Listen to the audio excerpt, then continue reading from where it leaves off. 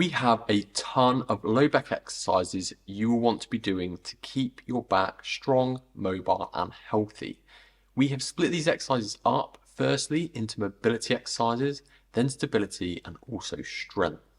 Hi, my name's Rob from AMR Physio, and when looking at exercises for the back, the issue with the majority of training and exercises people do is either they aren't doing anything to help their back in the first place, or if they are, it's very much the same things in the same plane, such as just working on stability. If doing more gym work, like doing a deadlift or a bent over row, or just mobility, if more things like yoga. And nearly everyone is missing out strengthening or hypertrophy work focused towards the back, where you're actually moving the muscles and joints through range.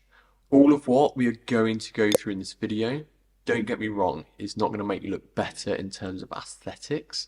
Like, no one's been praised for the size of their lower back muscles. However, it's just as important, if not more so, than any other area of the body. So within that split of different types of exercises, the mobility, stability, and strength, we've also split these into planes of movement, the sagittal, frontal, and transverse planes. And the key for this is to try and bring in exercises from all the different areas, not just all from the same box. So starting with the sagittal plane, which is generally the most popular with standard exercise choices, these are great. Just don't only focus on these. Ensure to include the other planes, which we'll be going through shortly. The mobility exercises for this include, firstly, the cat-cow. This is a pretty classic mobility exercise. You're on all fours, arching the back, and then bringing it back, repeating this back and forth. Next is the child's pose, another classic exercise, bringing the bum as close to the heels as you can and bending forward.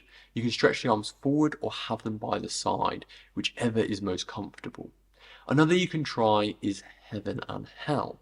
This is a very simple movement of reaching down to touch the floor and then lifting the arms above the head, again repeating that back and forth. The next for the sagittal plane is stability. If you're doing any exercise towards your back, these are probably the most common you'd be doing in a gym setting. And nothing wrong with them. They're great exercises, just don't neglect these other areas that we're going to go into. The first for this is deadlifts. Another classic exercise. You want to keep your back straight with this to really help engage those lower back muscles better, which you'll keep held in an isometric hold as you use the legs to complete the movement of lifting the bar off the floor. Variations of this, doing a similar thing, is a Romanian deadlift, where you will have the hips starting in a higher position with less knee bend. This can be harder for the back as having to work harder, so a nice progression. You'll just have to go a bit lighter than a standard deadlift. A further progression from that would be a good morning, where you're doing the same movement, but with the bar up on your shoulders like doing a squat. This again will be lighter, but a great exercise to get the back working. And there's other exercises like squats, bent over row, or pendlay rows, which also work the back in this stabilizing way. Another classic stability exercise is the plank. Nice, simple, squeeze your bum, your abs, and your legs, and work on building that time up. Now we start getting into the exercises that people tend to be missing. The final for the sagittal plane is strength. And starting us off is the hyperextension. Using this to target those lower back muscles, you'll let the back flex slightly on the way down and then actively use the back instead of the glutes and hamstrings to lift your back up, going into a slight extension. Next is a reverse hyperextension. This is where your body is fixed and you move the legs instead. Now, you're going to be lucky if you have a machine to be able to do this. Instead, you can use a Swiss ball or a heavy bench to anchor yourself. And it does have to be a heavy bench so it doesn't tip up. And you'll then be lifting your legs up and doing this for reps. Another more directed to the lower back is a reverse hollow body. So laying flat, raise your arms and legs up and then slowly lower and repeat for reps. You can also do this lifting an arm and the opposite leg and alternating as a variation of this. The next, a controversial exercise, which has a lot of people for and against it, is Jefferson curls. This involves flexing the spine down and returning back up using weight.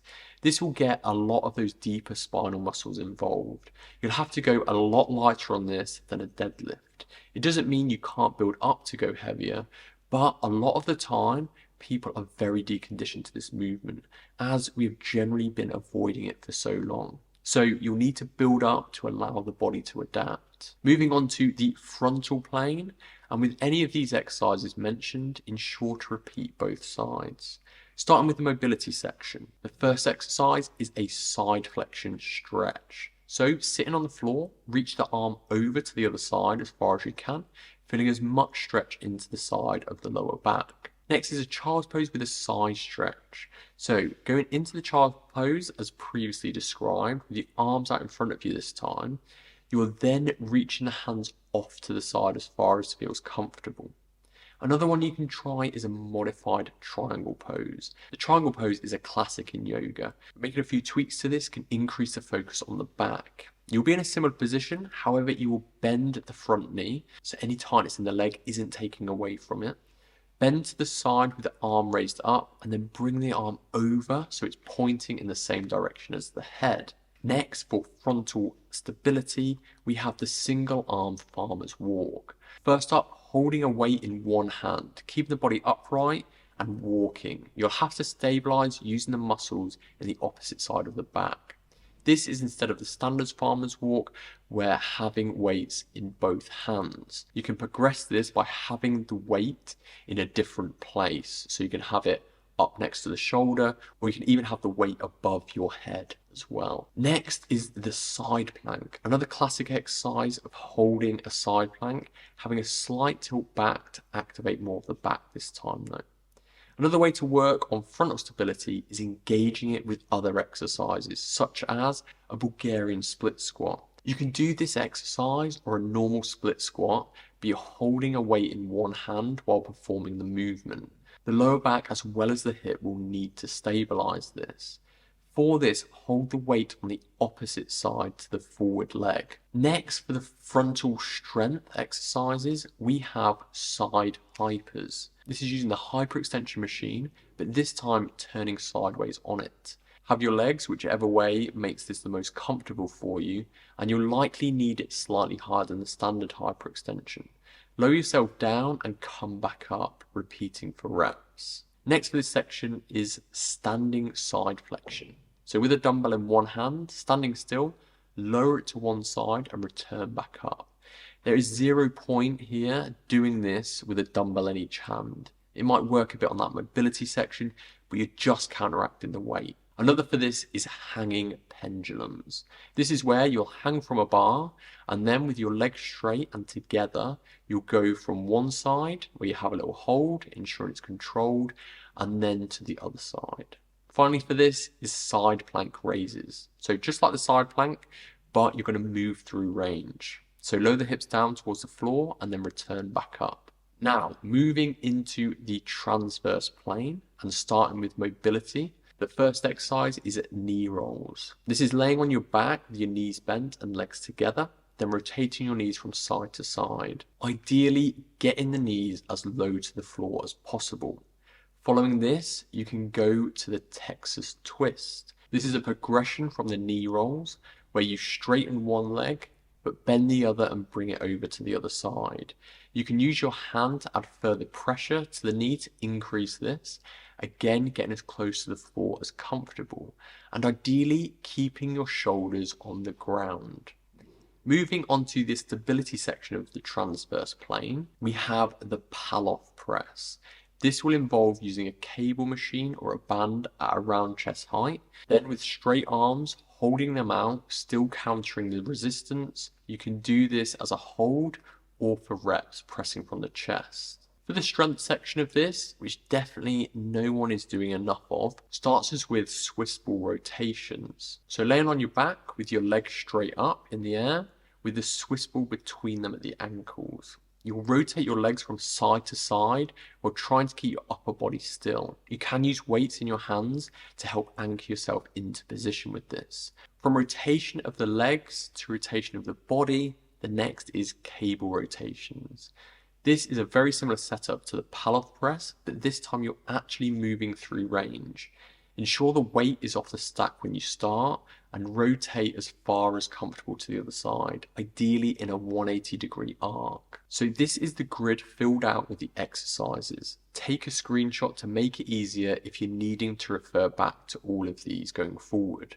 Try and include at least one from each box rather than just doing lots from a single box. The main thing this will help with is balance within the body, rather than having really strong muscles in one plane, but having weaker, deeper muscles in other planes. In terms of timings, for the mobility work, you can do anything from around 30 seconds to 2 minutes, whatever is feeling comfortable. For the stability and strength work, you want the muscles doing continual work in that 40 to 60 second range, which is normally around 8 to 12 reps depending on tempo. Now, a lot of these exercises here in this video will help with back pain. However, back pain is really multifaceted and isn't as simple as just being down to mechanics. For some reason, especially in the Western world, we tend to see that the mind and body as two separate things, but they're obviously massively linked and both influence on how the other is feeling. So how you sleep, your current stress levels and emotional state are to name but a few things that can influence the pain system. But we know generally that keeping moving and active is good, and doing these exercises can help. If you have quite severe back pain isolated to the area that's relatively recent, you might find a lot of these too difficult.